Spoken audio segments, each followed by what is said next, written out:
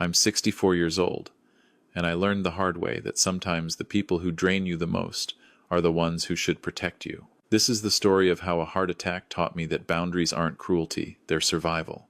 My name is William Harrison, and for 42 years, I worked as a civil engineer in Calgary.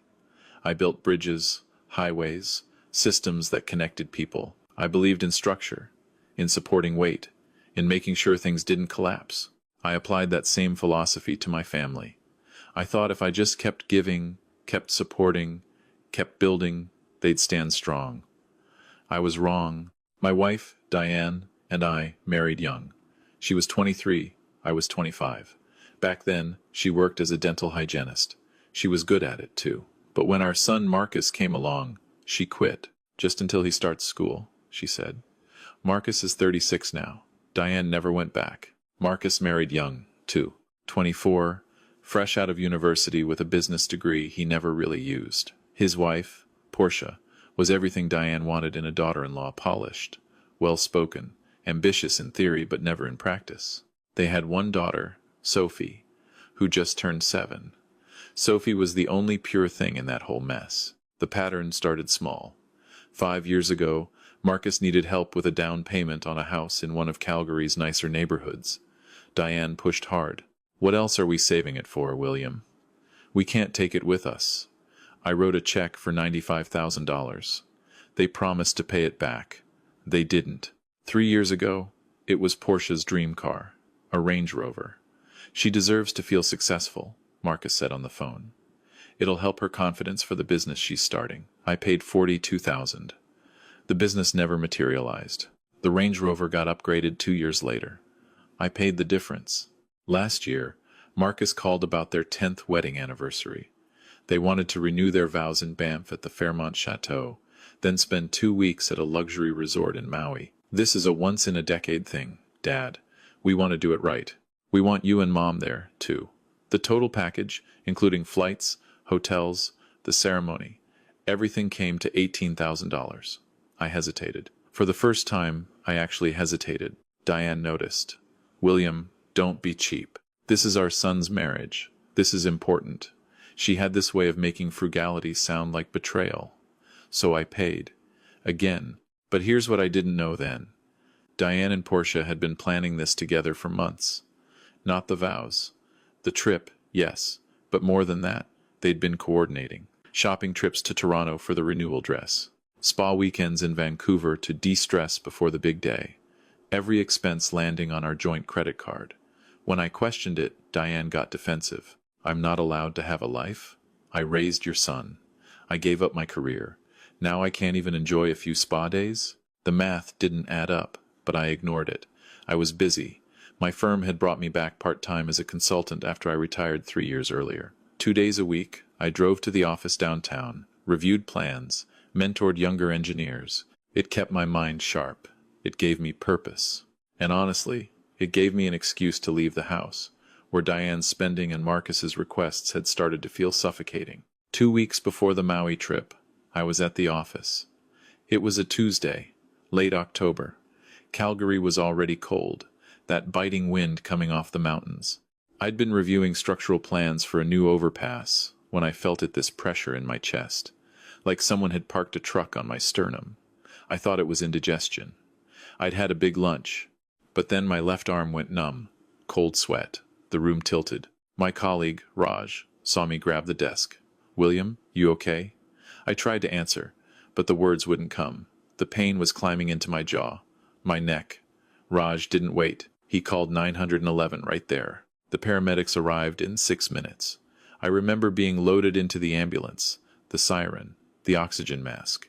One of the paramedics, a woman with kind eyes, kept saying, "Stay with me, William. We've got you." I remember thinking, absurdly, about the overpass plans I hadn't finished, about whether anyone would water the plants at my desk. At the hospital, they rushed me into the catheterization lab.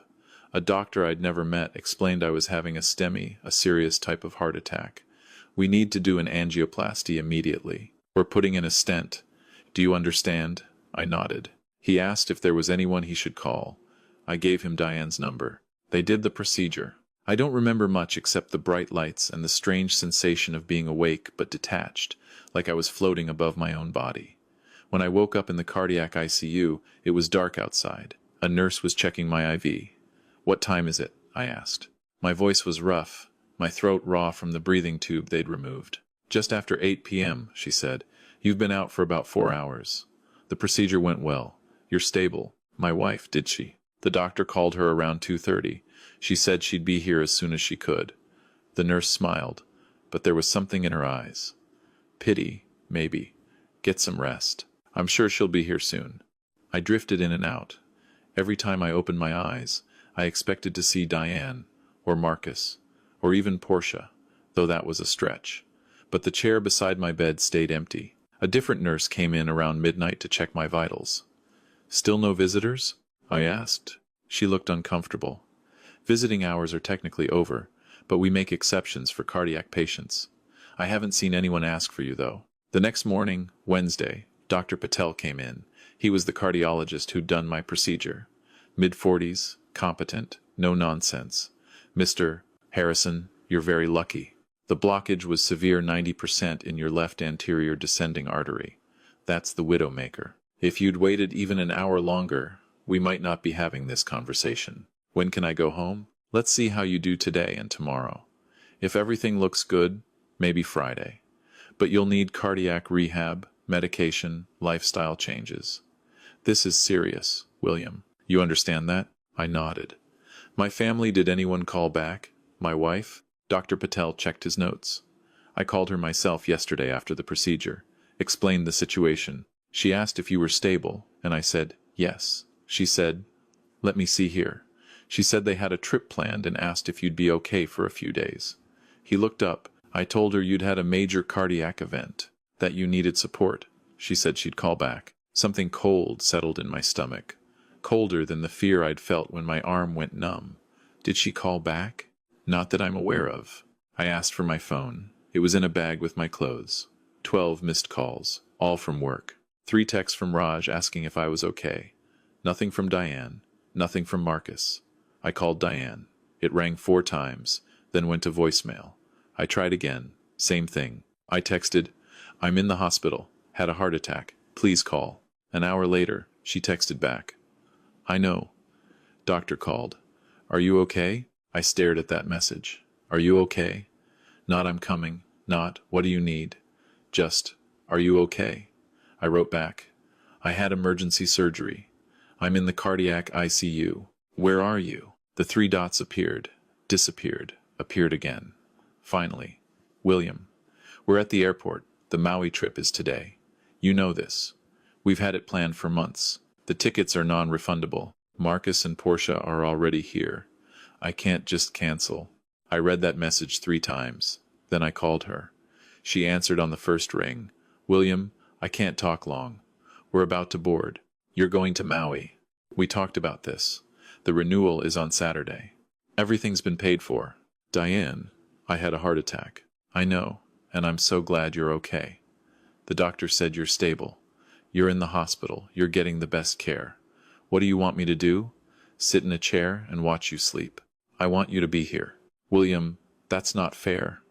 You know how important this is to Marcus and Portia.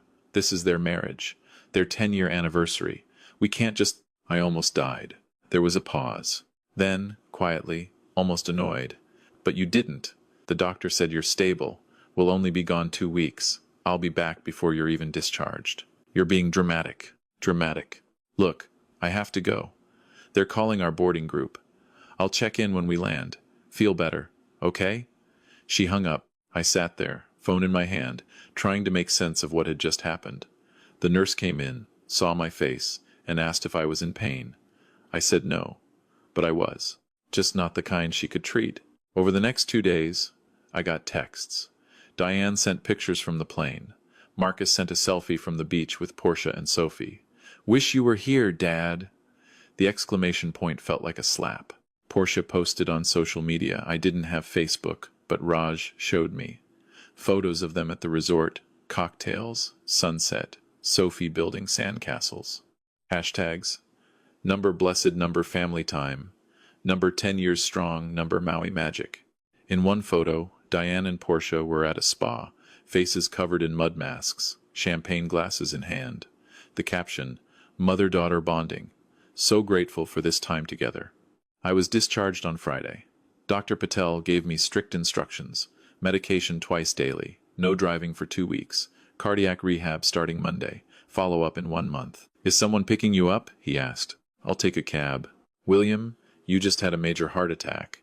You shouldn't be alone. I'll be fine." Raj offered to drive me, but I declined. I didn't want to explain. The cab driver helped me into my house, a split level in Bowness we'd bought 30 years ago, paid off 15 years ago. I walked in, and the silence was deafening. No Diane. No welcome home. Just stillness. I sat on the couch and noticed the mail on the coffee table. Bills, mostly. I opened them out of habit. Credit card statement. I scanned the charges. Spa in Toronto, $800. Hotel in Vancouver, $1,200 for 2 nights. Another spa, $600. Designer dress shop, $2,000. I looked at the dates. All within the last 6 weeks. All while I'd been working, thinking we were being careful with money before the big Maui expense. Then I saw something that made my hands shake. A charge to a law firm in Vancouver, Palmer & Associates, $3,500, dated 3 weeks ago. I Googled the firm, family law, divorce specialists. I called the credit card company. I need to know if there are any other cards on this account I'm not aware of. The representative put me on hold, came back. "Yes, sir. There's a secondary card issued to Diane Harrison. Would you like me to go over recent transactions?" "Please." She listed them. More spas, designer stores, jewelry, restaurants I'd never been to. And then a transfer to a personal account, $45,000. October 8th. A transfer? To where? It's listed as a balance transfer to an account ending in 7,392. I don't have more details than that. I hung up. October 8th, 3 weeks before my heart attack. I went to my office, logged into our bank accounts. We had 3, checking, savings, and a retirement account. I checked the savings. It should have had about $210,000 money I'd saved over 40 years. Bonuses, careful investing. The balance showed $162,000, $48,000 missing. I checked the transaction history. Transfers out, $5,000 here, $10,000 there, lump sums of $15,000, $20,000, all to an account I didn't recognize, all over the past 18 months. I sat back. My chest hurt.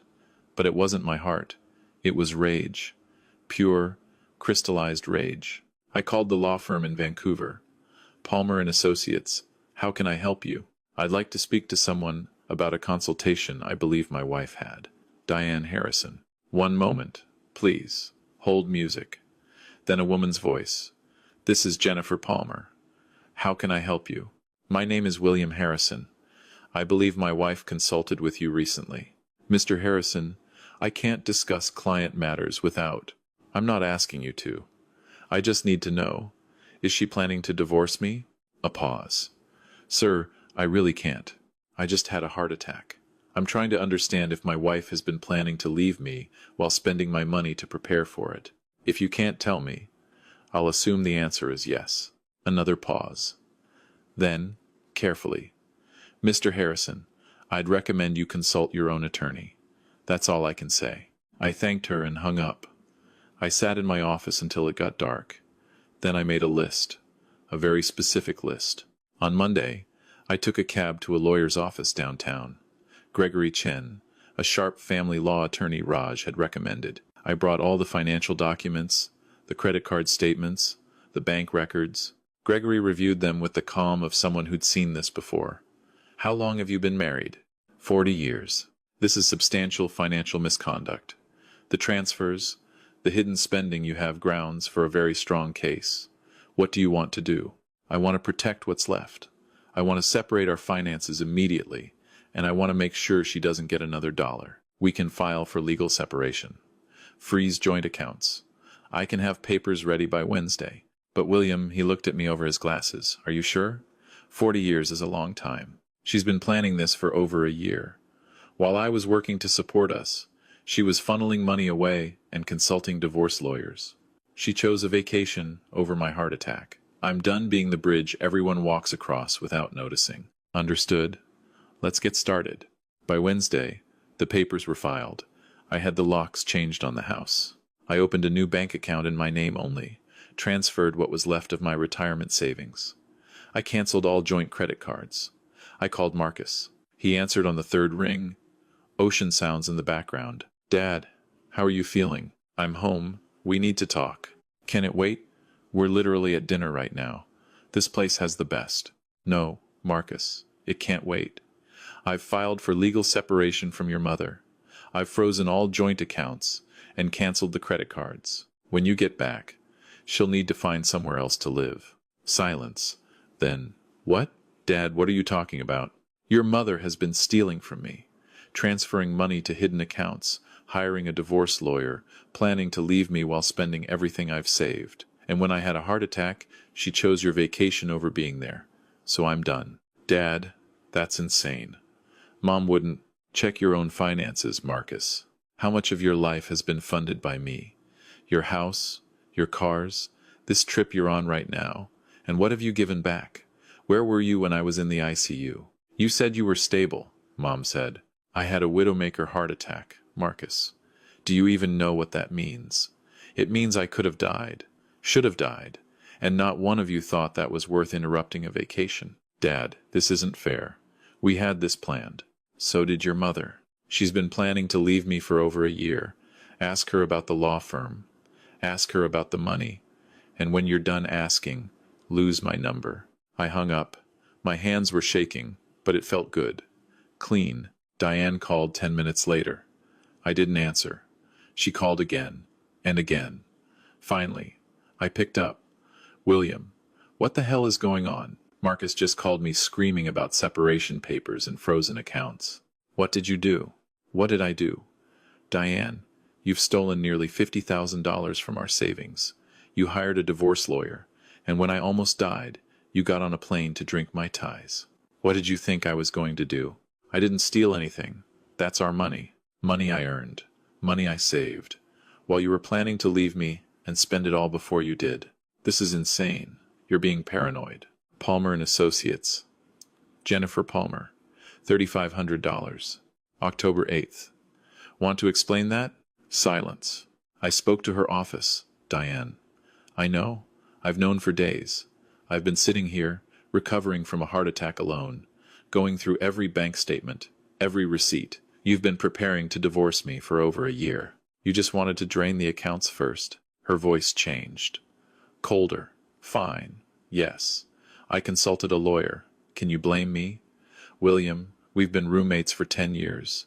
You work, you come home, you barely talk to me. I gave up everything for you and Marcus. And what do I have?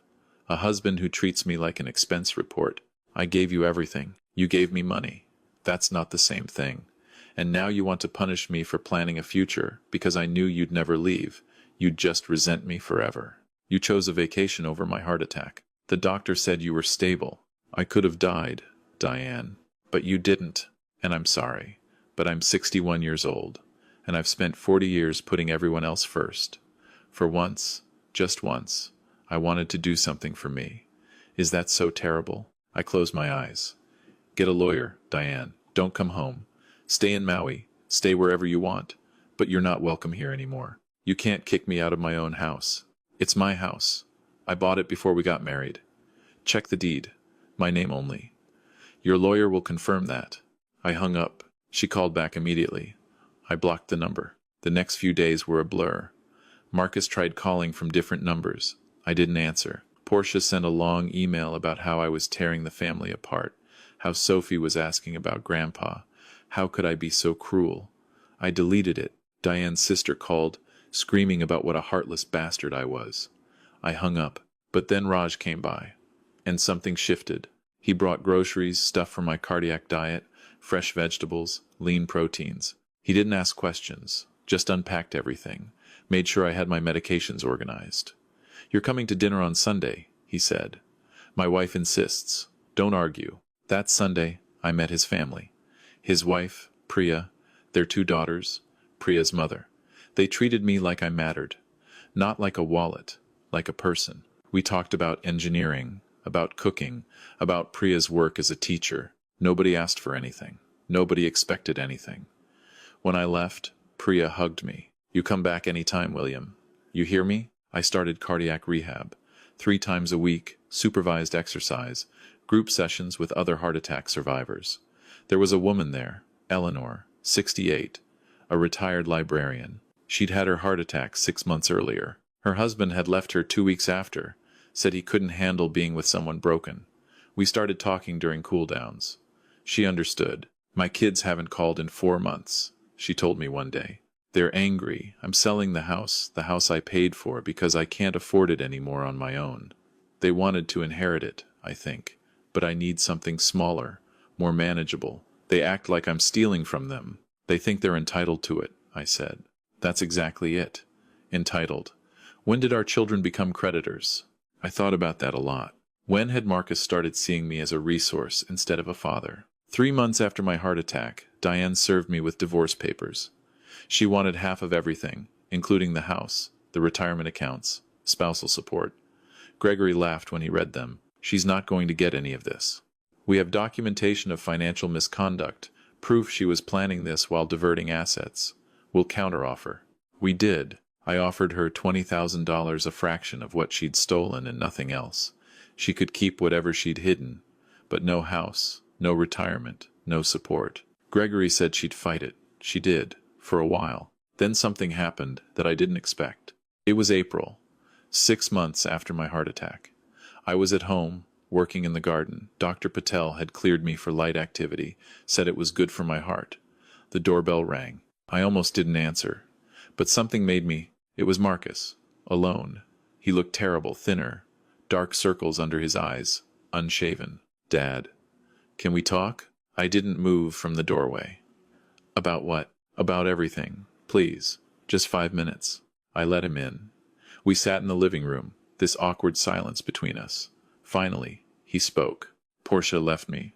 I didn't react. 2 months ago. She'd been having an affair with her yoga instructor. Apparently it had been going on for over a year. She said she'd been unhappy, that I wasn't ambitious enough, that she married me thinking I'd be more successful. He laughed bitterly. "Turns out she married me thinking you'd keep paying for everything. When the money stopped, she got bored." "I'm sorry," I said, and I meant it.